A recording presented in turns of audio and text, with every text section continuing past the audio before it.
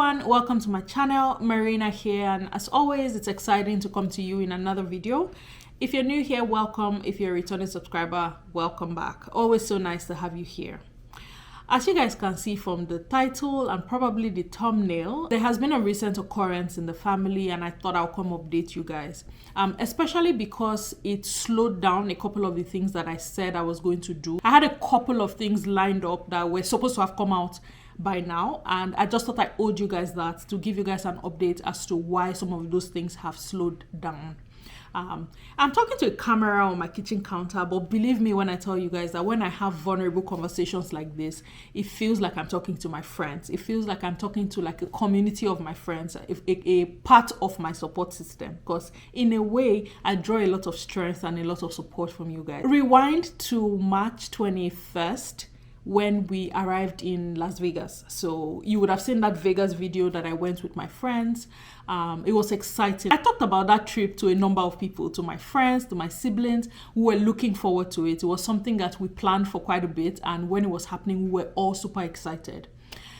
So I landed in Vegas on 21st was a Thursday, I believe. We landed in Vegas on Thursday, settled into the hotel. Anyway, very early in the morning, maybe past midnight on March 22nd. So it would have been March 22nd, but because it was still like night, it still felt like the day we arrived in Vegas, right? So very early, just past midnight on March 22nd, I got a call that changed everything. My immediate younger sister, you guys would have met her on this channel. We recorded the sibling rivalry video together. We recorded together when we had like the sister tag. I'm going to link these videos on the screen for you guys to go check out. My immediate younger sister called me, and long story short, her husband of almost 13 years had passed away in his sleep. He went to bed sound, healthy, gisting, hung out with friends, went to bed on Thursday night. Friday morning, the 41-year-old man did not wake up. So that was the content of the call that I got on the day that I arrived in Las Vegas, that my brother-in-law had passed away in his sleep. Absolutely nothing prepared us for the roller coaster that the last month has been in our family. I have experienced emotions that I did not think I was capable, remotely capable of experiencing. I have felt pain. I have felt anger. I have felt regret. I have felt guilt. I have felt, name it, like a whole range of emotions in the last 1 month. Now, the most difficult part of getting that call was, number one, I just landed in Las Vegas. I was on holiday, and that's how my trip was going to start.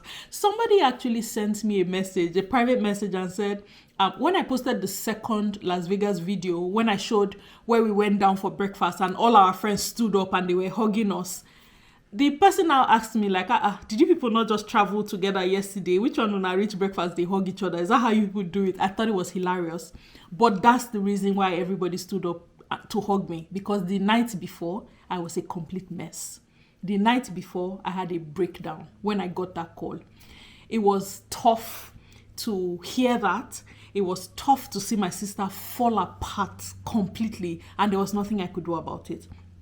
It was tough to even now experience all of this away from home, away from my familiar spot. So guys, when I tell you guys that I felt helpless, I have never felt that helpless in a long time. Like, I'm smiling about it now, but it was a lot of pain that I experienced in that period.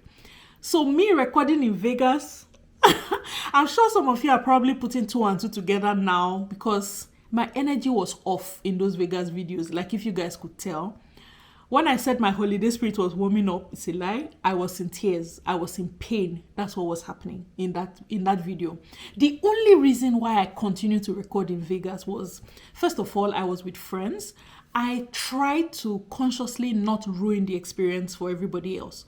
It's unfortunate what happened, but what has happened has happened. We're already here now. Can we just make the best of what we have while we're here? Is what I tried to do. And my sister knew that it was going to just completely ruin the trip for me. So she would call me every day and say, you haven't sent me pictures today. And I told her, I'm like, I can't go out. I don't have the strength to go out and have fun knowing that you are in pain. And she'll tell me, well, if you don't send me pictures of what you're doing today, I'm not going to stop crying. So even in that pain, somehow she was still looking out for me to make sure that the experience was not totally ruined for me and my friends. And guys, it's been a lot. It's been a lot on my family this last couple of weeks. It's been a lot. My brother-in-law was 41. He would have been 42 in June. And just like that, he's now gone. Just gone like that. My nephews, young men, sweet young men, just saying how much their lives have now changed. Like the stark reality that they have gone from a family of 4 to now 3. My sister has gone from being a mom to now being mom and dad. And she's not even 35, So it's been a lot going on this side. If you send me an email and I haven't responded, that's why. If you send me a message and you haven't heard back from me, that's why. It's a struggle. It has been a struggle for us. My brother-in-law has been laid to rest now. The family wanted it to be quiet, and I can understand, like, he's almost the last. So it's tough to have older siblings plan the funeral of their younger brother. It was hard for everybody. So we didn't want to keep it too long. We didn't want it to be noisy or loud. I mean, he's a young man. There's no point keeping him too long. He's been laid to rest now. So the other part of the healing process and the healing journey is now starting for everybody. So this period has just been a lot. Like, it's a lot of emotions to juggle. It's a lot to support. Like, I've not been sleeping well because I have to jump on conversations at wee hours for me because I'm 7 hours behind Nigerian time. I've had to jump on conversations at odd hours. I've had to be on call, like be readily available when those calls come in. So I haven't been sleeping well. And just being there to support my sisters, like everybody just coming together, binding together to provide all the support that she needs. It's been a bit of a roller coaster, guys. Not a bit. It's been a lot of emotions that we've had to juggle and deal with this period. But it put things in, how sometimes when people die, it's almost like things fall into perspective where you now start to just realize that your priorities are in the wrong order. That's how I've been feeling. Like, I thought about all the times that my husband and I will be mad, we'll quarrel and go to bed and not talk to each other. Like, what kind of arrogance even told us that you wake up the next morning, right? That's where my head has been, to say, and my priority is actually in the right order. I think about all the times when my children want to do things with me, like, Mom, can we go ride the bike? I'm like, okay, we'll do it when I finish work. After work, something else comes up, and we keep pushing those things and pushing it until it doesn't happen. I'm not thinking about it like, this could have been me. Like, it could have been me in that situation where I promised somebody, okay, no, we'll build this memory some other time. And you can sleep and not wake up, It has just helped me. This last little while has just been helping me reprioritize, put my priorities. Like, all of these things that we're chasing, is it really going to matter in the grand scheme of things? What is really going to matter in the end are, like, your loved ones, the people that you're leaving behind, the memories that you have left with them. Am I building enough? Am I doing enough for my children? Like, I've just been hugging my kids a little tighter. I've been hugging my husband a little tighter. Just the reality that forever is what's desired, but forever is going to look different for everybody. For some people, forever might mean they will celebrate 50 years anniversary. But for some people, forever is 1 year. For some people, forever is 5 years. In the case of my sister, it's almost 13 years. Like, their marriage would have been 13 years in this month of April. But that's not going to happen now. Like, her forever with her husband has ended, So it's getting me to think, like, for those of us who still have our spouses with us, who are still in a marriage relationship, like, are you really prioritizing the things that would matter in the grand scheme of things? For some of us, we were at phases where, okay, you were at loggerheads, you were quarreling about everything. If something happened to that other person, I feel like the hardest part of grief is when that grief is laced with regret. To lose a loved one is hard, but when you lose a loved one where you feel like where you know that there's more you could have done and there's a lot of regret, it is so much harder. It is so much harder, guys. So today I'm just here to just remind everybody that, look, at the end of the day, life is fickle. It is so fickle. Like, you can be here 1 minute and gone the next. Are we really putting the right things in the right order when it comes to our priorities? Are your priorities in the right order? For those of us in marriage relationships where it's a struggle, where both of you are constantly quarreling, you are wasting time. We are wasting too much time sweating things that are not supposed to be the big stuff. Now, I understand that some people are in troubled marriages because of major big problems. I understand that. But what are you doing consciously to make sure you're solving that problem? Just so that you can enjoy the time that you have left. Forever is desired, but forever is not guaranteed. That's the desire, but it's not guaranteed for everybody. So, guys, this video might be all over the place. I'm probably rambling right now, but I want you guys to know or be reminded that that husband that we're fighting on a daily basis, or that your wife that you're fighting on a daily basis, that person is not going to be here forever. Can we just try to consciously make effort to enjoy what is left of the time that we have? If you're having troubles in your relationship, go and get help. Go and get help. Get the help that you need so that you can pass that phase and just enjoy what is left. Make time for your children. Make time for the things that are actually important. Your friends, your loved ones. My brother-in-law was the life of the party. Like, if he entered anywhere, you would know that the atmosphere would change because his energy was contagious. He was known for being a philanthropist. He was known for being a giver. He was known for being a happy person. Those are the memories that we hold on to now. Were there times where we fought? Of course. Were there times where we're not talking to each other? Of course, those things happen.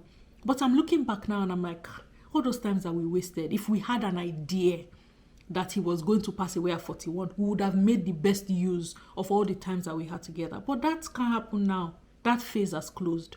So for those of us who are still here, for those of us who are, you have those friends that you're not talking to. You have those siblings that you're not talking to because I don't care, I'll settle with them at my own time. What if you hear? What if those calls come and they tell you that that person has passed away? Would you be able to forgive yourself? Would you be able to move on from that? Guys, long and short, this video is not supposed to guide any form of negative emotions, but I mean, it's a call to action to everybody. Life is fickle. Life is fickle. We're not going to be here forever. While you're here, make the best of what you have. Make the best of the relationships that you have, because those people are not going to be with you forever. Especially for married couples. Because imagine husband and wife go out, gist, hang out, go to bed, and then one person wakes up, the other person doesn't. Just imagine what that can feel like. If you are struggling, please get help. Make the best of what you have left. Make the best of it. Make the best of your memories. Spend a little more time with the people that are truly important. Anyway, that's what I came to tell you guys. That's the reason why we have not had the conversation with the mortgage specialist. That live video was supposed to happen maybe like 2 weeks or 3 weeks ago. But I was trying to be sensitive to my family and not be tone deaf and just go on YouTube live like nothing has happened, because we're all really hard hit. We still are, but we're moving on one day at a time, taking one day at a time and trusting God for comfort and for healing. So that conversation with the mortgage specialist is going to happen next weekend.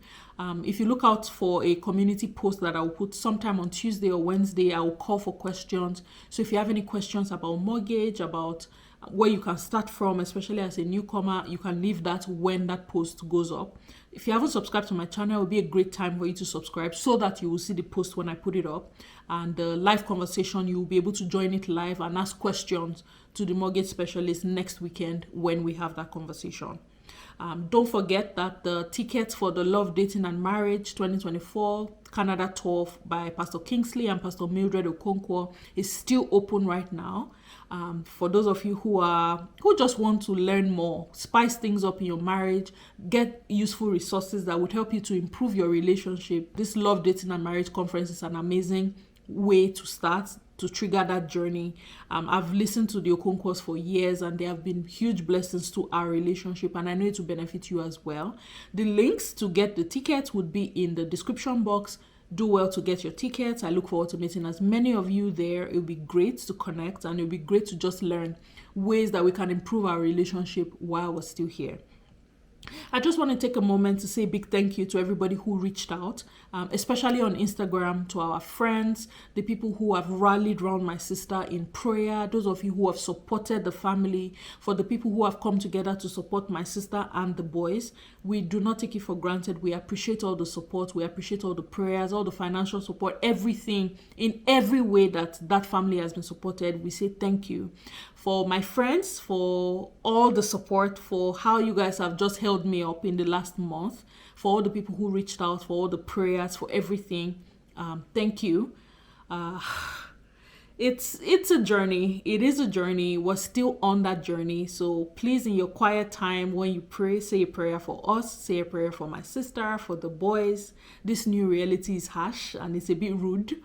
But we trust God to be comforter and for him to do what he alone can do. Thank you very much for watching this video, guys. Hopefully we'll be more excited in the next one. But today I just thought I'll come have this honest and vulnerable conversation with you guys to give you an idea of what has been going on and how we're moving from it. Thanks again for watching this video. And until I come your way in the next one, it's Marina saying thank you. Have an awesome day. Bye, guys.